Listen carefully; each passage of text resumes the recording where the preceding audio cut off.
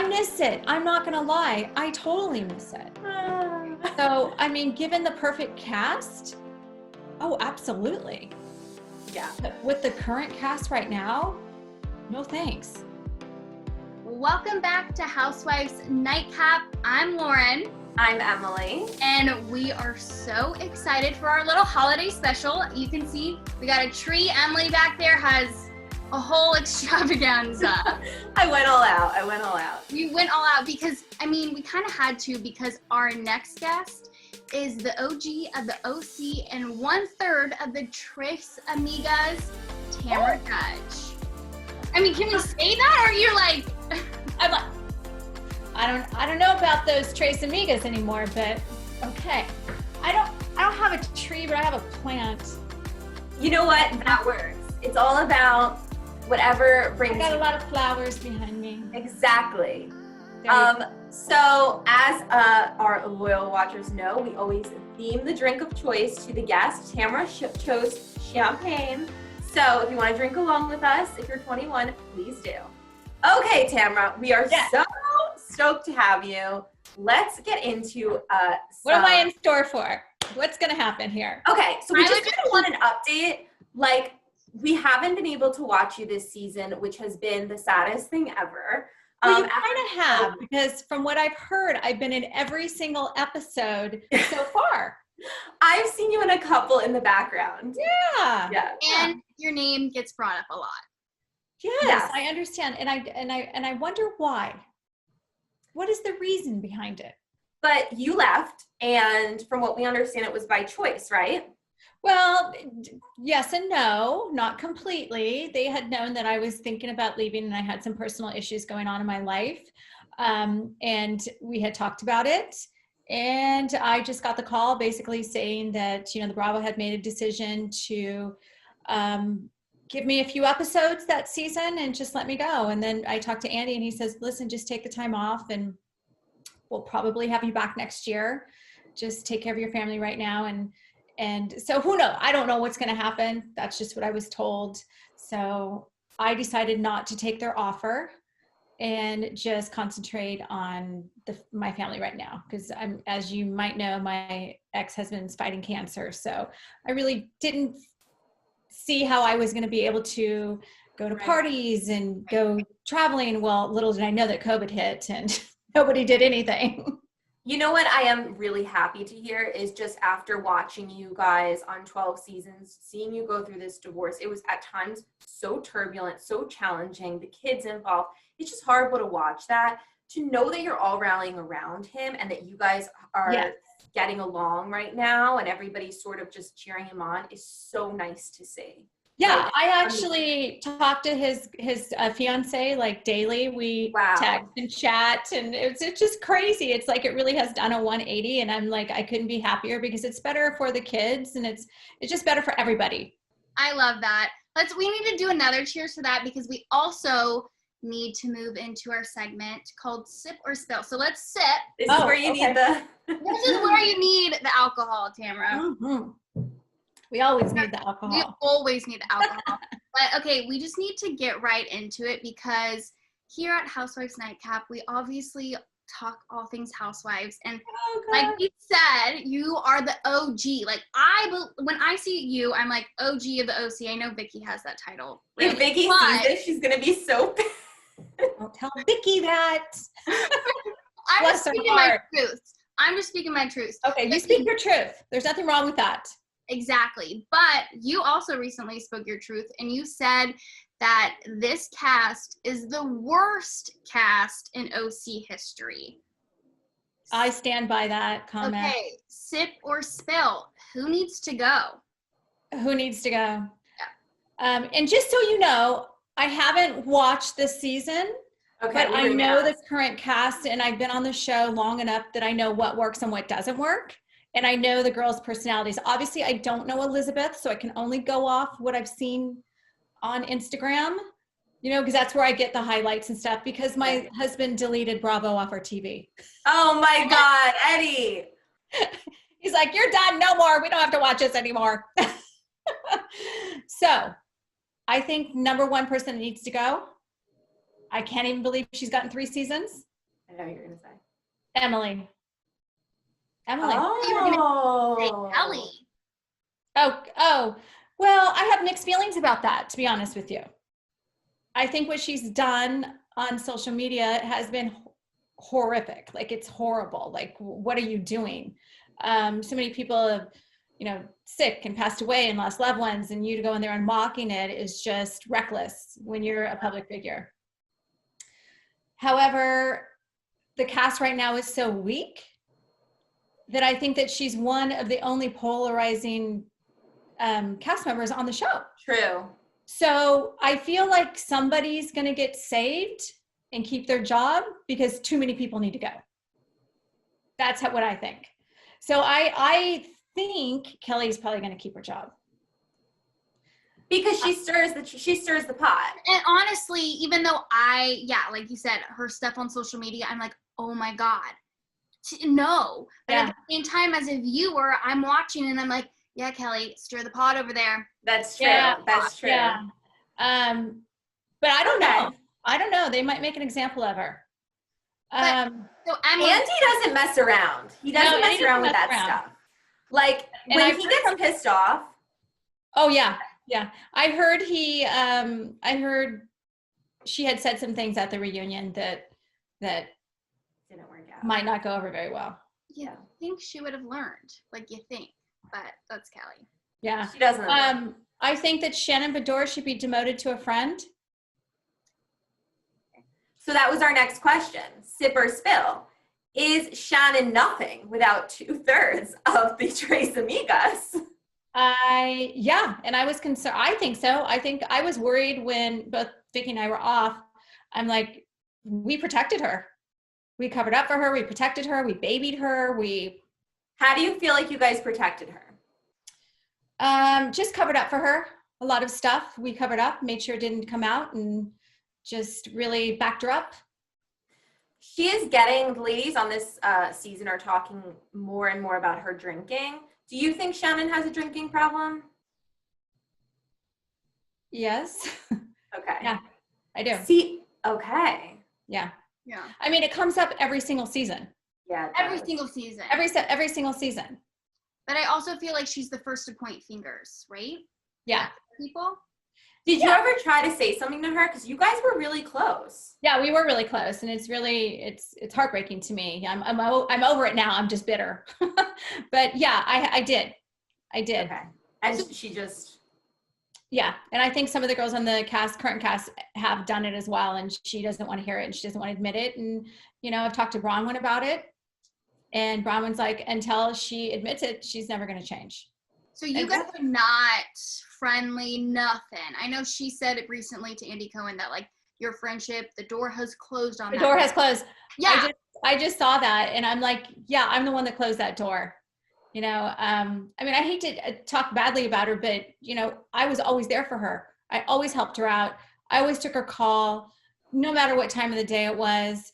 It was always her being neurotic and crazy, and something was always negative, and it was draining on me. I'm not going to lie. It was so draining on me. And my husband was like, please stop talking to this woman. And it was just exhausting. But the problem was like, I always felt bad for her. So I always, and I felt like I enabled her, and I was always babying her, and I never called her out on her bullshit. And I think the crossing point for me was, or the breaking point for me is when I was down and out. I was trying to call her.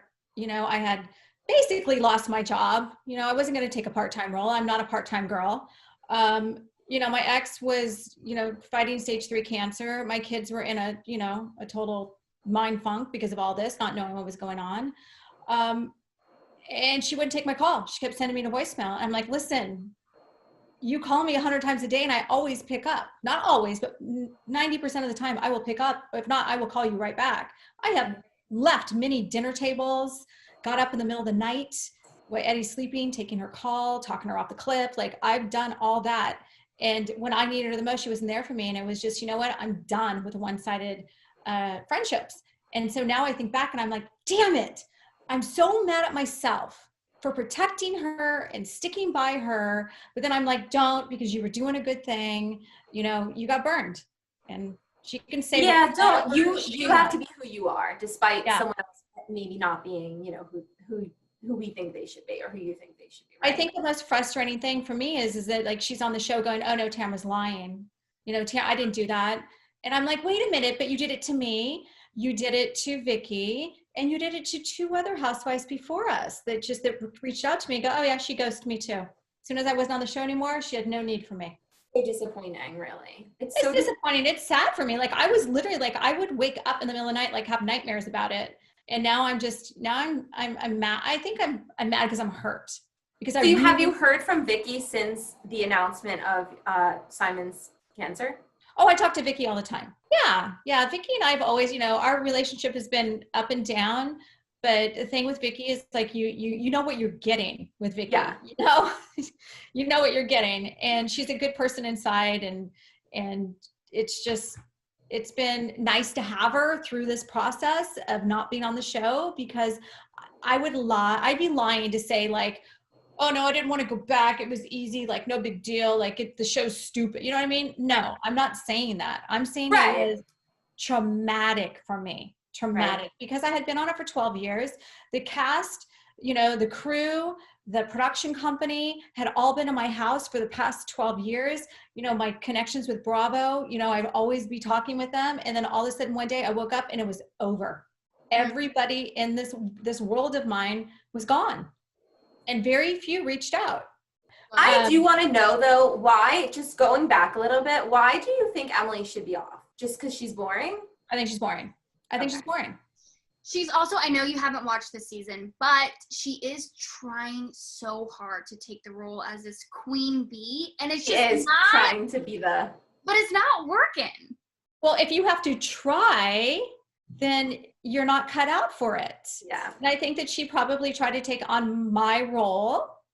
Yes. Of trying to control, like definitely, I would control the mediator. Like, yes, because the truth of the matter, like you don't have a show without that. But if it's coming through as like somebody that's trying too hard, then it just doesn't work. I don't know. I never felt the vibe. I never felt like she really fit in to the crowd. Yeah, she's a different. There's yes, I agree. Also, Shane is literally on his best behavior. Like complete, like. Total different person. Well, yeah, and that might be the kiss of death for her, because I think that she had been on for a while because they did like to see that dysfunction in the house, and then all of a sudden you're like, oh, everything's perfect. They're like, sure. Yeah. Next sipper spill. Seems like you are very close to Braunwyn, or you've been at least hanging out with her, which we love to say. You guys always had this like jokey, flirty relationship. Did you ever think she would come out as a lesbian? I didn't think that she'd come out with a lesbian just because she has been married for 20 years. But I knew, like, her and I had like a flirty kiss and all that stuff, which is not uncommon for me. Like if it's not uncommon for me to get tipsy and kiss my friends. That's who I am. You know, I don't have any shame in my game. I don't even, you know, no big deal. But I noticed that kiss and that moment, it was intense for her. And I knew right then, like, I got a little like, whoa, this is more than just, you know, oh, I'm kissing my friend, you know, I knew. So I knew like she had that in her, but I also knew like she has 7 kids and she's been married, and her husband is amazing. And he's such a good dad and a good husband. He's a saint. He is, he's amazing. And, so, you know, I didn't know. And I thought, okay, if anything, she was bisexual. I didn't think like I don't know. I didn't know. And I think that, and I honestly, as her friend, I think she's still figuring it out. I think that, you know, she's gotten so much shit from all the girls and even the public because she has been so honest and she has thrown it out there. You know, and you're throwing out so much information for the production company to twist any way they want to. You know, she's going to have a hard time. And I told her, I said, listen, some of my hardest seasons were when I was going through some really hard times in my life. And for like season 9 was horrible for me. That's when I was started to have problems with my daughter. So they really, you know, grabbed onto that and twisted things. And next thing I know, I'm like, wait, guys, I'm going through the worst time of my life and you're giving me the worst edit ever. And that's reality TV. Right. Absolutely. Yeah. But I think she's going to figure it out. You know, the one thing about Braunwyn is that she owns her mistakes, and she says she's sorry, and she's not a mean person. She's not a mean person. And I do, like, as an outsider, it does seem like she's happy. It seems like she feels like she is finally herself. I don't know how the marriage is going to work. I don't know if you have any insight to that, because now she has a girlfriend, but she's staying married to Sean, right? Yeah, I mean, my advice to her is don't have a girlfriend. Just don't call anybody your girlfriend right now. You're in a transition mode right now. Just kind of take things slowly, because you don't know. You might realize that, or she might realize that, you know, as soon as Sean moves on, like, oh shit, that's what I really wanted, and how am I going to deal with this? So she's got a lot. She's still going to go through a lot probably for the next couple of years to come. She just needs to, you know, experience it a little bit more and see where it goes. So this is kind of in tandem with the last question. Vicky commented this week telling Braunwyn to go home and take care of her 7 kids. So a lot of people are perceiving this as like a homophobic thing, because Vicky has been accused of that in the past. Is Vicky homophobic? What is this comment about? No, I don't think Vicky's homophobic. I think Vicky just doesn't like Braunwyn. She doesn't like her. Like, as soon as I posted that I went out with her, like, Braunwyn and I have always talked. When I didn't go back to the show, I had to take a break. Like, I unfollowed people, like, for my own mental health. I'm like, I can't talk to you right now. You know, certain people on the show, like, it's just, I need to be alone. And, but Braunwyn and I have always been supportive of each other. Okay. And Vicky doesn't like that. She doesn't like it at all. She, you know, Braunwyn came on the show and she was friends with Kelly, and her head was filled with all kinds of, you know, things about Vicky that weren't so great. And she kind of just threw it out there that she didn't like her. She didn't think she was a good person. And Vicky has not gotten over that. I am kind of in my mind thinking that I need to get them together. Oh my God. You and Vicky are my favorite. Like, the thing about Vicky is Vicky will forgive easily. Like, if I get them together, Vicky will say something to piss Braunwyn off, and there's no doubt about it. Like, stay home with your kids. What are you doing? You know, you know how Vicky is. And then, so wait, do you then reach out to Vicky and say anything, or no? You're just like, whatever. Well, I just saw it today, and I'm going to see her. I'm going to talk to her. Hopefully, see her tomorrow. If not, I'm at least going to talk to her. Like, what are you doing? Like, you can't say things like that. Yeah. But that's the beauty of Vicky. She always says things that are totally inappropriate. That's what we miss about Vicky. I know. I miss Vicky. You going to lunch the next day and, like, controlling it all. And I know. So I would love for me, Heather Dubrow, Vicky, and I can't believe I'm saying this, but Kelly, I can't. I know. You know, Kelly does have a really nice side to her. I know. Were you completely blindsided when you got the call that you're not coming back? Like, that they offered you to be only friends a couple episodes? Yeah, I think I was. I mean, I think that I had some indication, because I was getting phone calls from producers going, you know, so what's going on next year? What do you have going on? Like, we really need to sell this to Bravo. And I'm like, you've never had that conversation with me in 12 years. Like, why all of a sudden you have to sell my storyline to Bravo? If they think I'm boring, then maybe it's time for me to go. And so the Friday before, or a few days before I got the phone call, I was told that we were going to do our kickoff meeting. They're like, hey, the girl in the office, Sally, she said, hey, I know you haven't got your contract yet, but I want to do our meeting. We do this meeting every year. We just talk about what we have planned for the next year. And she goes, so your meeting is going to be on Friday. And I'm like, okay, cool. So I thought, okay, well, it's happening. I'm coming back. And then a couple days later, I was out camping, and I got the phone call there. And they're like, you know, Bravo just decided that they're going to go another route this year. I'm like, what? And the production company was like, yeah, we don't get it. We don't understand it. I don't know. I don't understand it. I don't understand.